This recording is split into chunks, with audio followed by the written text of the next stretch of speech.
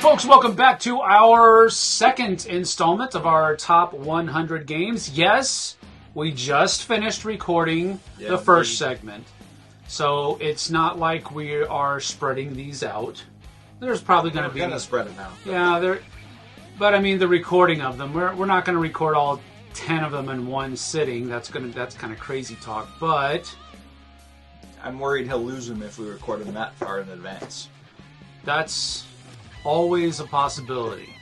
Always a possibility. But we'll probably record a couple of them at a time and get them done. So if we're wearing the same clothes, it doesn't mean we don't have that big of a wardrobe. It just means that we just This is my favorite t-shirt. And what doesn't kill you always gives you experience, just so you know. I've got one very similar to that, but it says, I'm not procrastinating, I'm doing side quests. There you go. Anyway... without further ado, let's hit it.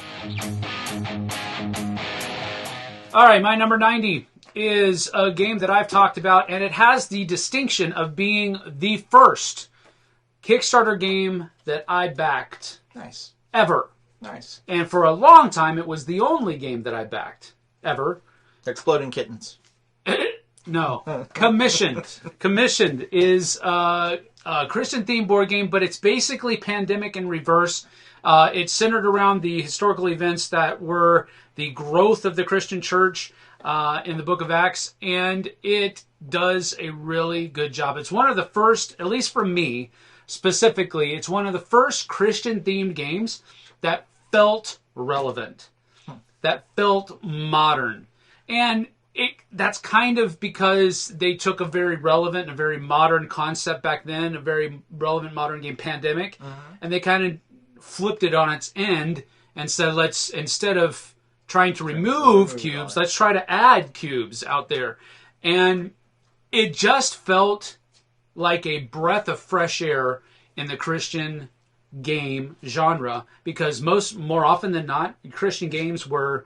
Bibleopoly and like Bible trivia games, and it's like, it's like, come on, I mean, Bible Pictionary. You could, not too far off, man. It's like we can do better than this, Nice. And this was the first one that I really felt like, yep, he's doing it better. This is like the beginning. This is the door opening. And since this game come out, I think there's been a lot of other games that have come out with the Christian themes on it that have been more relevant and more modern. So this is kind of the first one, at least in my experience, that really kind of opened that door. And it's still there. It's still there. So that's my number 90, Commissioned. Nice. I haven't played it. You're starting in one spot, and does it have a lot of replayability? Yeah. There's multiple scenarios that you can play in the game as well. Copy. So you can go with just your basic scenario where you're starting in Jerusalem and you're kind of spreading the church out throughout the Mediterranean area, and going that way. And I can't remember all the different scenarios that are there, but there's multiple hurdles to jump over with these different scenarios. And so you can also up the amount of the difficulty of the game with the event cards. You can put the more difficult event cards into the deck, or leave them out for a little bit of an easier experience. It's cooperative. It is cooperative. Nice. Yeah, absolutely. Sounds good. The players are taking the roles of the apostles that are at the forefront of building the church. Right on. So I like it a lot. Number 90, Commissioned. Perfect. My number 90 has the same kind of theme? No, not really. But it is cooperative. So there you go. It is Mansions of Madness 2nd Edition. Same kind of theme. It's pretty close, Doug. I don't think that's joking. I don't think that's close at all. I'm joking. No, but Mansions of Madness is a fantastic game. You're going through these scenarios. You're trying to, it has the app. I think that's the one. That's the catch. The one catch for it, and that a lot of the it would be higher on here if a lot of the scenarios weren't so long sometimes. Yeah. But it's still a blast to play. No, it is. Every time I go see my family, we play it, and Mel always wants to play it more. Yeah. That, and you need to throw the miniatures out and buy some new miniatures for it. But no, it's a great game. Number 90. Totally agree with that pick, man. Masters of I'm just not a huge Cthulhu person. Yep. And that just drips Cthulhu. So Yep. I really have enjoyed that game, and it's one of the most thematic experiences I think I've ever had. So it is one of the first app games that we ever got. Like app now we got several games since then where the apps are just getting better and better and better, and that integration is getting amazing. Yep. But still, it works really well, and it's a lot of fun. Yeah, it really boggles my mind. People actually fought against that. That idea of app integration games and all that kind of stuff. I was just like, man, this is as long as it doesn't, take over too much to where you're just playing another app game. I think it's a great opportunity to really build the hobby, and people have really kind of have gone that direction. And the voice acting narration is better than us sitting here reading half of the 3/4 of the time. Can't even get the words right. Yourself, sir. Not with him. He's got the vibe. My number 89 is, you've been talking about those games that are like mass market-y type feel games, and this was the OG, Catan Geography, or how do they pronounce it? Catan? Catan. See, I always think somebody from Tennessee is saying it if you say it that way. Hey, y'all play Catan today? No. They can say it however they want. They can say it however they want. I choose to say Catan. Catan Geographies Germany specifically. And this is one of the two games where I'm taking, this is my representation of Catan. Mm-hmm. This is my favorite version of the game. I don't like to play it. Now, I've played other ones. I think the Struggle for Rome one I think was really fun as well. But I like this one better because I have a bit of a connection with Germany. I used to live there. And so, and there's a lot of fond memories there. And I like the fact that they included an almanac in the game. They kind of explained how they made the board, because the board is actually made based on the historical significance of the different areas. So if this area that's down in the north or down in the south or whatever was known for wheat production, then that area of the board got wheat production. That kind of thing. So I really enjoy this game, and I like the fact that you're also building the different landmarks that are in Germany. So it's super fun. The little miniatures of the landmarks are also really cool. So if I'm going to play Catan, this is the one that I want to play more than any of the other ones. Do you own this one? I do. Do you own a bunch of Catan or just that one? Nope, that's the only version of Catan that I own. So that is my number 89, Catan Geographies Germany. Very nice. Very, very nice. My number 89. I'm seeing a recurring thing. No, I'm just kidding. My number 89 is another heavy Euro game. No, it's not, actually. It is Red Rising by Stonemaier Games. Oh. I really like Red Rising. I know a lot of people say, Fantasy Realms or even Marvel Remix. I really like Marvel Remix as far as the card play goes. I mean, Red Rising, you're trying to build the most points in your hand as possible. But on top of that, you're doing stuff on a board and you're picking from 4 different groups, and there's a little bit more decision space in Red Rising than there is in Fantasy Realms or in Marvel Remix. I really like both of those games a ton. I just think Red Rising is just that step above, and that might be the heavy Euro guy in me that likes that little bit extra. Yep. But I really like Red Rising. It's gorgeous. The cards are nice. The pieces are nice. I have the deluxe edition with all the little metal chunks. And I think I played it once. We did. We played it. Was it you? Ago. Yeah, over at that dude's house in East Wenatchee. I remember that. It was Jeff's house. I did teach it over there. But I really like Red Rising. In fact, for me, it is a great solo game even. You can just sit down and just... I can't remember people's names for the life of me. I really suck at it. I think his name was Jeff. I don't remember.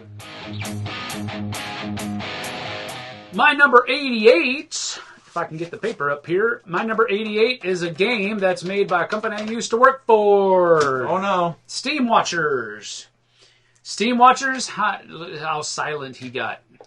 Why? I don't know. Oh. You just got awkwardly silent there real fast. Steam Watchers is a good game. I like Steam Watchers a lot, and I usually don't like games like this because it it's really cutthroat. And I mean, it's one of those games where there is a certain point at the game where the only way you can score points is by cutting the legs out from everybody else. Yep. Or at least the people that are right next to you.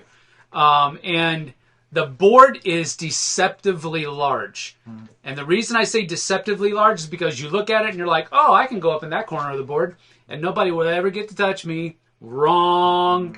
They will cut your legs off and beat you with them, even if they are on the other corner of the board from you. And it is just a super cutthroat game. But I really like the miniatures. I really like how each faction plays really completely differently than any other faction. Yep. And variable player powers has always been one of my go-tos for games. And I usually have that aspect of the game like nailed down. I know I'm going to like this game at least a little bit because it has variable player powers in it. So the miniatures, the theme, they're gorgeous. The theme is really good. Post-apocalyptic Ice Age. The fact that you can't turtle up in Steam launchers is really nice. I think that's one of the greatest. Well, you can for a little bit, but you can't survive. You can't survive turtled up in a corner. No. You can't do it. You have to keep on the move, and that's kind of you're chasing the steam across the map. And you can get some lucky draws and get the steam where you're stuff right next to you. Then the whole Archon picking the different abilities per round, that is a fantastic mechanism. Absolutely. Yep. Absolutely. That's why it's my number 88, Steam Watchers. Very nice. Very nice. 88 for me is a game you may have heard of before, and that is Agricola. Ooh. OG. The OG Feed Your Family game. That's right. Feed Your Family game. And I love trying to feed my family. So I don't know how much I have to say about Agricola, but it's a fantastic game. Please try to feed your family. Agricola. Yeah. I remember I used to Agricola? I used to say, wow, Agricola, man, that's a weird, it's like a new, like, dirt flavored Coke or something like that. Yeah. But no, Agricola. Yeah, we played the mess out of that game way back in the day. I got so tired of that game. But it's one of those games that's reached classic status. Sure. And you can't deny it. Forever. You know, you may not like it, but you can't deny that it's a great game. Yep. All right, my number 87 is a game that I don't think you've played, although I know you have played the game that it's based on. This game is called The Great War. It's based on Memoir 44, which is a World War II Command and Colors game. Yep. The Great War is World War I. Oh, gotcha. Commands and Colors game by Richard Borg. So it brings into the mix trench warfare. There was an expansion that added tanks into it, where you're using the kind of the first, or at least the early iterations of tanks being used in warfare. Or at least in modern warfare, I guess. I'm pretty fuzzy on the whole when did tanks really enter the picture there, but the tank expansion does that well. And this is really low because Memoir 44, admittedly, and people already know this, is one of my favorite systems of all time. Yep. So this is really low, and I think the only reason that is because of how forgotten, if I can say it that way, World War I is. Yeah. Because World War I was just overshadowed, as it were, by World War II, and it largely gets overlooked. I've been listening to a band called Sabaton. Have you ever heard of them? No, you've mentioned them a couple times. Oh, buddy. Man, I found a new favorite band. Not my favorite band, but definitely top 10 material. Where are they from? They are from Sweden, I think is what my wife said. I originally thought they were an English band, but she looked it up and was like, they're from Sweden. And I felt really stupid because I was like, I think I can hear an English accent and they're speaking. And they're like, no, they're from Sweden. I'm like, okay, cool.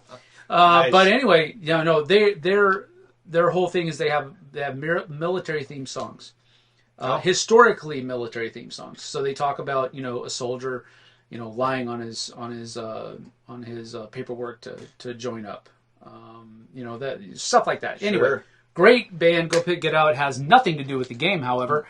But my number 87, The Great War, which is basically the World War I version of Memoir 44. Very, very nice. Very nice. My number, what did we say, 87? 87. 87. We just talked about a game like this in the last video. My number 87 is Cascadia. Cascadia. Another one of those games, funny enough, where I was like, everybody likes this Cascadia. Everybody's talking about this Cascadia. I don't think I need it. It seems really light. Seems really boring. Yep. Buy it, put it on the table, and be like, holy crap. Like, Cascadia is a great game. Like, there is no two ways about it. You can play it with anybody. You can play it anytime. It's beautiful. It's just super fun. Yeah. It's definitely one of those games that just has that welcoming presence. People are like, I don't know if I want to play a game, and then it's like, ooh, landscapes, ooh, animals, ooh, I can pick what animals I want to have, that kind of stuff. And my only complaint about Cascadia a year ago would have been that I can only play it with 4 players. Now they have Cascadia Landmarks, which gives you 5th and 6th players. So I can guarantee next time I go to my parents' house, we'll be playing with 6 Wait, do you have Landmarks? I don't, not yet, but I will. Not yet. Not yet, but I will. If I get it first, I'll let you know. And I'll steal it? No, I'll let you borrow it. You gotta get 2 copies. No, I don't want to borrow it. I want to have it. You want to have it. Yeah, Cascadia Landmarks, I think it'll be just as fun with 6 players as it is with 4. I don't think it slows it down at all. That was on that was one of the games on my Gen Con lists. Yep. So, absolutely. Love Cascadia. My wife loves Cascadia. It's probably one of her favorite games right now to play. So, Landmarks was like a no-brainer. Want to get that game. Is it okay if I do a spoiler? Sure. Sure. That was a really great game, too. I sucked at that game, too. It's super fun. All right, my number 86 is a game called Firefly, the game, where you are just trying to fly around the verse and misbehave as much as possible without getting caught. And this is probably one of the coolest themes that's up there above commission. Find a crew, find a job, keep flying. The problem with this game is that it goes very long. And it even, when it tells you how long it's going to take on like the scenario cards, it's really long on the scenario card. Yeah. But you go even longer than that. 3 hours per player. Yeah. No, it's not that bad. But Firefly the game, the reason I like this one initially is because I was a huge Serenity, huge Firefly TV series fan. It only went 1 season, then they had the movie, and that was it. And that was a huge bummer. Loved the TV series, really enjoyed the movie. Really like the game as well, but it is a really long experience. But if you like Firefly or Serenity, you will enjoy this game because it is that in a box. That is exactly what it is. Now, if you're looking to try to find a game where you can have Serenity with Mal and all those people in it, and that might be a little bit more difficult. Sure. The way that you hire people is a little bit more sporadic than being able to pick those things. So it's more like you're in a playground in that IP. Well, that's the theme of the IP, right? And you're creating your crew that is going to be your crew. Correct. That's, they got to have their own personalities and stuff, right? Yep, absolutely. So you're still hiring those same personalities from that IP, but you might not be able to put together the crew of Serenity. So go into that knowing that. So that's my 86, though, Firefly, the game. Very good. Very good. My number 86 has the potential of going much higher, and there's a new expansion coming out, but my number 86 is Destinies. Ooh. Have you played Destinies? Yes. Destinies is so friggin' cool. I wish the miniatures were a little bit bigger, because my big fat fingers are not good with those little tiny miniatures. Well, it was originally made to be a crossover with Joan of Arc. Really? Yep. That's originally what it was originally going to be, a collaboration with Lucky Duck and Mythic Games with Joan of Arc, and then all that stuff happened with the Destinies is a fantastic game. It was absolutely fantastic. Believe me, it was going to be a fantastic crossover. Yeah. But Destinies is a really great system in and of itself. It doesn't need Joan of Arc. at all. Witchwood, I think it's called. Witchwood's coming out, which brings out Baba Yaga's hut and kind of that mythos into Destiny's. Yep. Super excited. That's my number 86. That's a great pick. I got to play the prototype of Destiny's when it was Joan of Arc Destinies. It was really Time of Legends, Joan of Arc Destinies. I think that it was some kind of thing like that. Oh, that's really neat. But it was really a fun system, and I really enjoyed it. So, great pick. My number 85 is a scientific-themed game called Photosynthesis. Photosynthesis is where you are basically trying to raise your own grove of trees and then promptly cut them down to score points.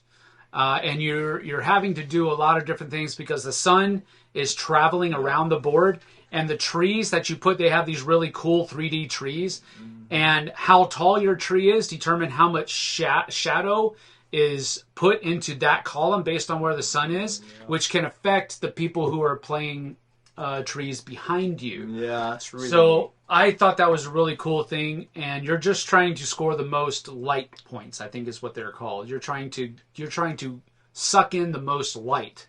Sure. But at some point you do have to chop the trees down, and that scores you points as well. But I thought it was a brilliant idea, and it's really just kind of stayed with me over the course of the years. So Photosynthesis, cool. My number 85.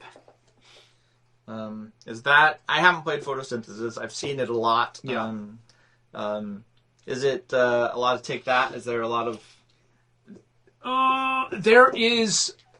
Conflict, I suppose there's definitely conflict because if you place a big, tall, 3 tree, and the sun's over here, right in front of somebody that put a little sapling down there, then you're going to screw them up a little bit. They're not going to score as many points or what have you. So there is that kind of conflict. I wouldn't necessarily call it Take That, but because Take That to me is like I'm playing a card that does something to you. Sure. Or I'm, buying this thing that does something bad to you. It's a little bit different. It's more strategic placement than it is Take That. Less in a negative aspect. Yeah. Okay, right on. My number 85 is a fantastic game called Detective Club. Ooh, that is a good one. I really like Detective Club. Got it on the shelf right over there. Yep. Out of all those social deductions, sit around and have fun and check out pictures of beautiful cards and everything else, I really like Detective Club. Yeah, that's a cool one. I like the mechanics of it, and I think it's really good. I know they just came out with a noir version. Noir version, sorry. I haven't looked at that one or whatever else, but... Is it just like noir, like themed graphics and artwork? Probably. I haven't really looked at it that much, but yeah, got it. No, I think that's another one that you introduced us to as kind of a what game did we play? And then you were like, you need to try Detective Club. Did I introduce that one to you guys? Yes, you did. Yeah, might have been. There was something. I want to say it was maybe. I can't remember. I don't think it was Dixit. It was something else that had that detective. Maybe it was Deception, Murder in Hong Kong. Or Obscurio, maybe. Or Obscurio, something like that. And you said you should try Detective Agency. And we did. Yep. Detective Club Agency or whatever it's called. And we really enjoyed it. So we went ahead and picked it up. It really hits home. If you like Deception, Murder in Hong Kong, or if you like the other one, Obscurio, if you like those kinds of games, this is a lighter version of the same thing. Yep. And it goes over super good with lots of people. Lots of different people, yeah. And out of those 3 games, this would be my favorite for sure. Can't agree with that statement, but cool. Good pick. Fair enough. My number 85, Detective Club. All right, my number 84 is a 2-player game that's taken a bad rap because a lot of people think that it's too hard to play the scientists. And I would respectfully disagree with them because when you're going up against a bunch of raptors, that's the name of the game, Raptor, in case you didn't catch that, you're going to have a hard time as the scientist anyway. No, so I think that delineation is a thematic choice with the game. However, I really enjoy Raptor. This is another Brutal Catholic game, and it just has that. I remember the first time we played it, me and Z went to a launch party at some restaurant in Indianapolis, and he and I played Raptor, and Bruno taught us how to play, and we were both blown away. What a great theme. We were both blown away, yeah. What a great integration of the theme. Yes. Yeah. Super fun, where basically one player takes on the role of a raptor and her babies, and she's just trying to get them off the board. She's trying to get them off the board, or she's trying to eat all of the scientists. And the scientists are simply trying to conduct research on the raptor and her babies. They all deserve to get eaten. I'm on the raptor side. Pro raptor. I kind of am too, I guess.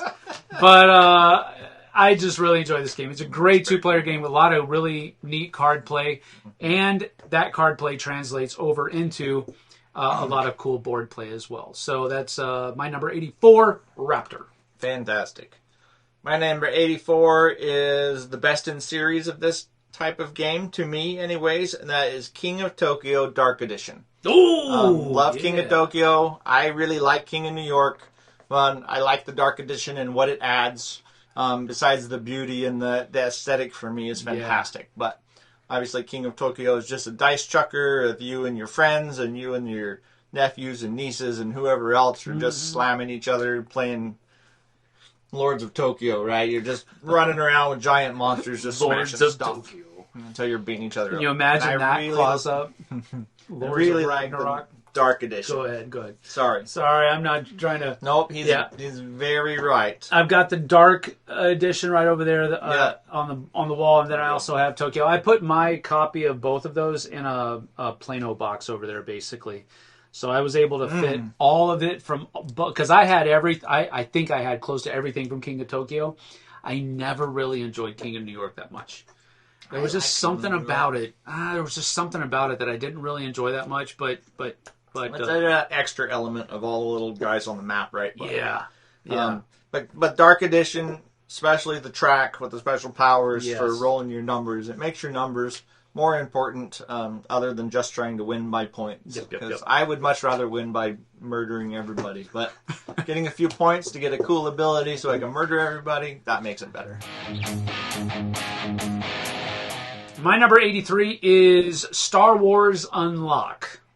Now, Unlock is a series that has a ton of different versions, I guess you could say. A lot of different genres or themes that have been wrapped around this idea. Unlock is basically a series of escape rooms in a box, is basically what you're doing. And Star Wars Unlock is what you would think it is. It's Star Wars theme.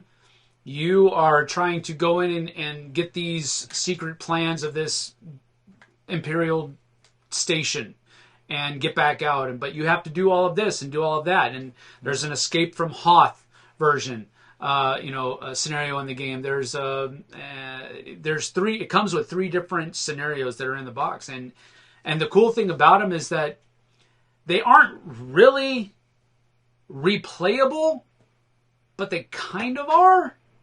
Because, well, here's the thing. I've been able to play through it, but then I can teach it to other people kind of DM the experience. Yep. And that's what I like about it. Yeah, that's pretty cool if you want to look at it that way. So that's what I like. And that's what I meant by it. It has replayability.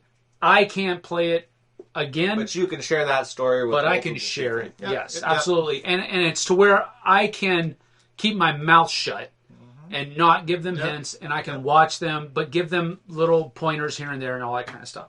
So I really enjoyed it. I think it's my favorite. I'm a Star Wars fan. It's my favorite of the Unlock series. So that's my number 83. We've played several of the Unlocks, and we like them. Yeah. Like them a lot. It's a good system. Yep. My number 83 is another Stonewire game, and that is Wingspan. Oh, yeah. And again, this is one of those games where I'm like, no, I don't want to play Wingspan. I don't want to play Wingspan. Everybody likes it too Birds. Why do we want to play birds? And then you put it on the table and you start playing it, and you're like, oh, this is really cool. Next thing you know, you're buying the next expansion, the next expansion, the next expansion, the next expansion, and you have the whole world and 3 different planets worth of birds, and the stack is this high. But the game's great. It really is a fantastic engine builder with the beautiful little eggs, just something you can play. Now, admittedly, I don't have my copy anymore. No. I did sell it. But I am addicted to murder. I know, but I can play it with my sister has it, and other people have it. But I can play it on the app, and I actually enjoy the app. If I got 15 minutes to play and I'm sitting down and I'm tired or whatever else, I will pop out Wingspan on the app, and I enjoy it every single time. Yep. So that's one aspect where apps kind of can almost kill the table experience because the app does all of that calculation and all that kind of stuff for you. Yep. And that's one of the main detractors from games like that for me is just keeping up with all of the accounting that the game has to do for you. But that's a really pretty game. It's one of the games. My oldest son Michael is a very much thematic Ameritrash dice rolling kind of person. Yeah, and he likes Wingspan. He loves playing Wingspan. So that's a huge moniker for a game that can bridge that wide of a gap. Because I'm telling you, there's that wide of a gap with Michael and those kinds of games, and he loves it. I'm kind of the same way, and I take back every bad thing I ever said about Wingspan because it made my top 100, and it deserves to be there. It is a super fun game. I've got a couch right over there. If you want to lay down, I can listen to all your confessions. Good luck. It'll take a long time. Okay, my number 82 is a game that, it's called Tiny Towns.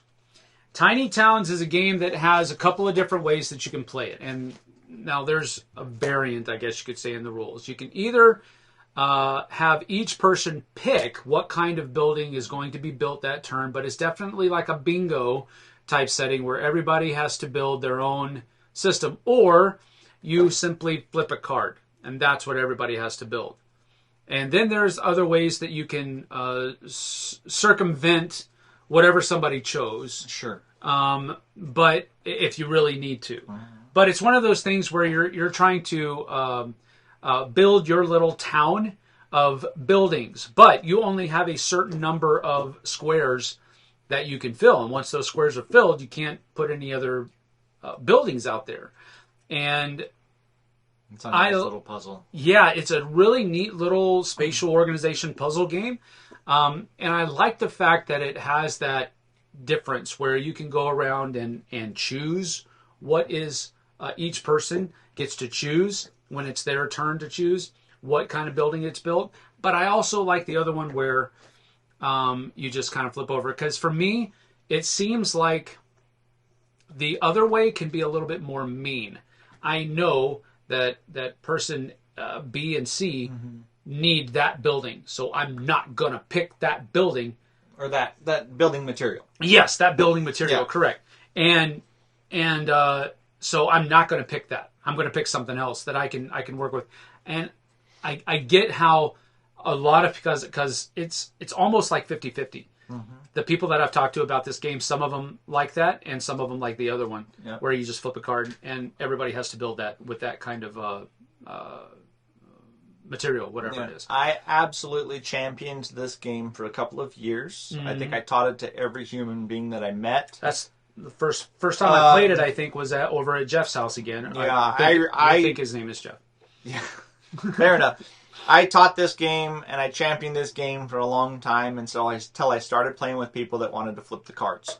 And I think that ruined the game for me. Really? Just dead ruined the game for me. Because I think the interaction of having 4 pieces of glass come up in a row is important. And you can't get that out of a deck. And you can't get, True. I think the interaction between the players, it becomes a solitaire game once you have a deck of cards. It doesn't matter what anybody else is doing anymore. And I liked all of that table connection. So the master builder was super important to me. Yeah. And once people started, we're going to flip the deck, I stopped playing it. Really? Yeah. I'll play it with you. I'll play it with you. I'll play it with you too. It's a really fun game, but I think the deck ruins it. And for me. Well, You said it's 50-50. It is. Probably is. It's represented right here, 50-50. Yep. My number 82, I might get killed for, is Lost Ruins of Arnak. I know there's. I haven't played it yet. I haven't played it yet, and I know people want me to play it, and I asked you to teach me, and you haven't. I haven't. That's so true. It's your fault. I need to play it. We need to play it. Lost Ruins of Arnak is a really good game. The deck building, the exploration on the board is super fun. I think that there becomes the temperature, or it's not intelligence track. What the heck's it called? The exploration, the research track, whatever it is, science track. That pulls a little bit away from me overall, but the game is fantastic. I'm very much looking forward to the new expansion. I don't have it yet. I do have the first expansion, so we'll see when the second expansion comes out, and I think it has a legacy or a campaign mode with it, and that might flip the table on me and make me really love it. So I really love Lost Ruins of Arnak, but it is my number 82. Sorry, people. There ain't gonna be no table flipping in my house, bruh. That sucker's heavy. I can do it. All right, my number 81. The best of the best. For this list. For this list. For this segment. The second best of this list. It's a game called Silver and Gold. Silver and Gold. This is a flip and write game where you have little maps, and you're trying to mark off areas of those maps to basically finish them or find the treasure if you want to put all that theme into it. It's really kind of themeless. You could It's pretty themeless. slap any theme on this and it would still work. But generally speaking, you have a certain number of maps. You start the game with 2 maps, and then you can, once you finish them, you can draw more out of the open table that's in front of you, open drafting that's in front of you. And you're trying to score points as you mark off these different things, and you can score points for finding gold pieces. You can score points for taking maps that have palm trees on them. You can score points for what's the last thing? There has a little bit of coins. You have the palm trees. Yeah. You have. I think. The coins give you the trophies, right? So. Yes. And then each of the islands obviously has their own value. Yeah. And some of them have like a. If you get this one, then every orange one you get with it gives you extra points too. All so. that's there, Yep. and it's the reason it's on my it's in my top 100 is because I've had great success with it. People just enjoy the mechanism of that bingo mechanism of here's the shape that you can mark off on your island, and you can flip it, you can twist it, you can manipulate it any way you want. But it has to be those boxes, and if you can't fit those things in there, you can still mark off at least one box. And if you mark off one of the X's, then that allows you to do. It just has a lot of really neat stuff that you can do about it, but it's not.